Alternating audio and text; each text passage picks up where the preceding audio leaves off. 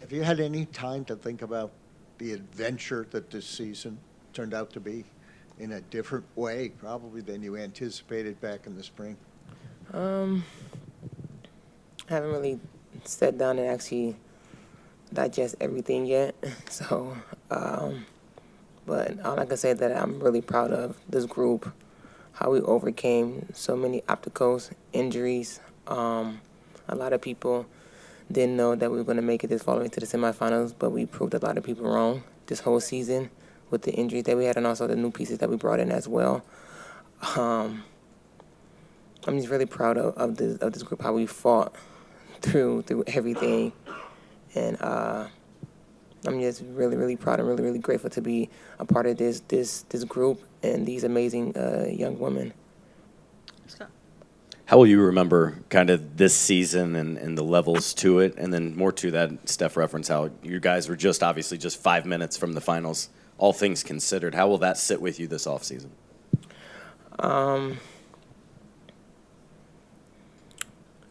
just going to be just thinking about the good time that we had that on with this team, and this group was special, very special. Like our job is not done. It starts during the off season with everybody, where everybody going to be, how they going to be working out, training and stuff. So, but kind of hard to put in words right now. Like I'm kind of getting emotional right now when it's talking about this, because like we fought like no matter what, like, and I love this group. I take this group over any team, any, like I don't know how to put it in words right now. Tasha, you were the only starter from opening night to play in that Game 5 overtime. How is it challenging to adapt throughout the season to new additions? It's not challenging at all. When you bring new people in and they understand their role coming to a new team, it's easy to adapt with new players. And yeah, it's really not that hard. Even in the overtime, I played with Odyssey Sims when we was in Dallas, so that's nothing new right there with me.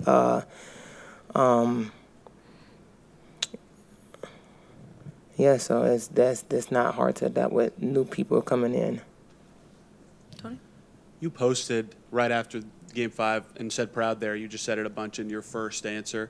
What specifically about what you guys did is everyone so proud of, whether that's proving people wrong, exceeding your own expectations? Why specifically are you all using that word so often?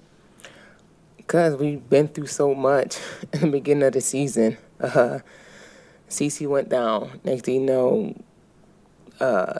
Sid went down. Sophie went down. Like, it was just like a ricochet of like our players just getting injured.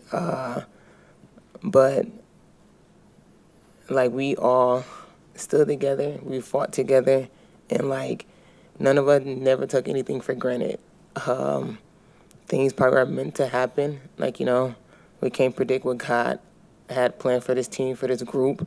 So, but at the end of the day, like we all just proud of each other of what we did collectively and individually as well. So, but at the end of the day, like we're gonna always say that we're proud of each other because we put in so much work to stay together, to overcome so much negativity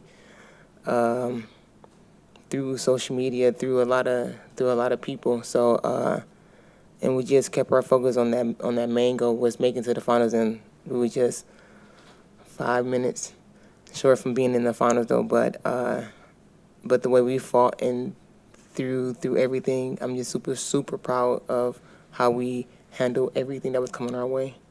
We're going to jump over to the Zoom to Jennifer Porty. Jennifer, if you unmute yourself, you should be good to go. Yes. Hi, Natasha. What team or player brought out the absolute best thing out of you this season?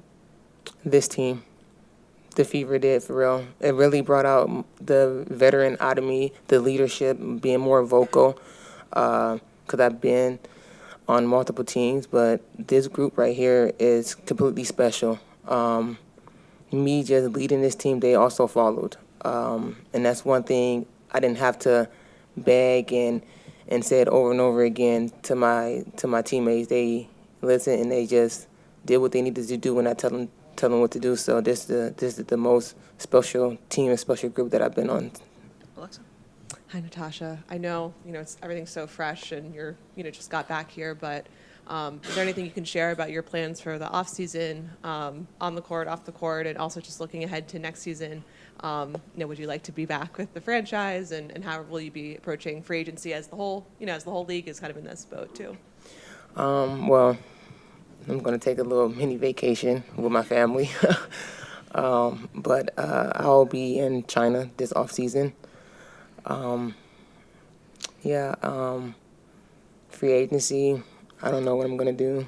Like, everything's just, I'm not even trying to think about that right now. I'm just trying to, just dissect everything for this season, and I'm just really proud. Like I said, I'm just really proud of what we have done, and also myself as being in this league for so long, and also just carrying this young special group to the semifinals. But when that time comes, you guys will know. I don't know how to pronounce it. I'm not about to butcher it either.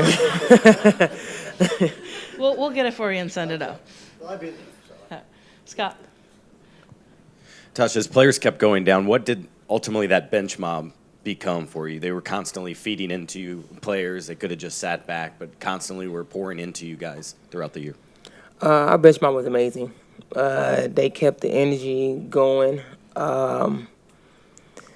CC told them to wear the black forces. We brought the black forces out. That was amazing right there. But I give credit to our bench mob. They without them, I feel like we probably wouldn't be where we at, because they, like you said, they pour in so much into us, and we also pour into them as well. And they also kept the energy going for us.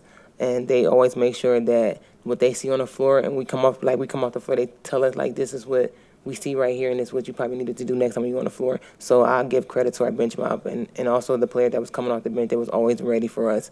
So they did a really amazing job. We got time for one more with Brian. The mantra is standard over feeling from the beginning of the season, I guess. Just what did that mean to you? How did you interpret that? And then, two, just how did that evolve over the course of the season as you had to navigate all those injuries and people playing different roles and everything? Watch over feeling. Yes, Steph said that a lot. With us, we just stayed poised when it came to our feelings, because you don't want to wear your feelings on your sleeve when it comes to a lot of things, because it could go bad or it could go good. But with us, we took how we felt, we turned it into a positive energy, a positive fireball that's deep inside of our gut, and we pour everything out how we felt on the court, and we left everything out on the court when it came to our feelings. We never brought it into our locker room or anything like that. We just poured how we felt. We just took it out on the court and took it out on our opponents. All right. Oh, go ahead. When you say feelings, is it sadness from seeing teammates go down? Is it stuff from outside life? Or if you could just expound on the feeling side of things?